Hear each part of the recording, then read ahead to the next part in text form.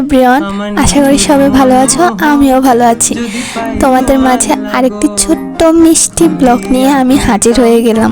So আজকের ব্লগটি হচ্ছে গিয়ে বৈশাখী মেলা নিয়ে। তো আমরা গিয়েছিলাম পয়লা বৈশাখের পরের দিন।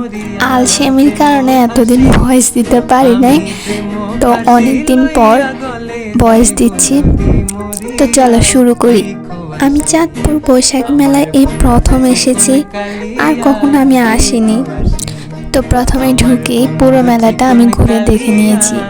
খুব সুন্দর সুন্দর মেয়েদের সাজগোজের অনেক জিনিস উঠেছে।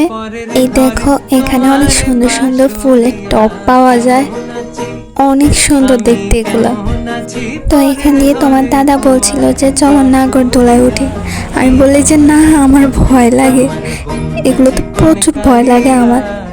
ঘোরার পর ভাবলাম একটু খিদে লেগেছে, তারপর চলে গেলাম ফুচকা খেতে।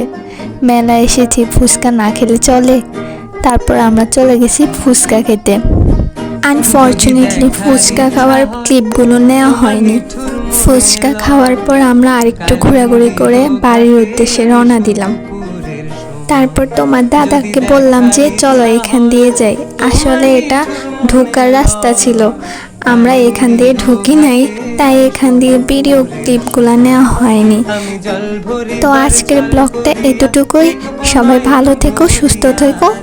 আর তোমরা যদি আমাকে উৎসাহ দাও, তাহলে আমি আরও নতুন নতুন ব্লগ নিয়ে তোমাদের সামনে হাজির হব। টাটা।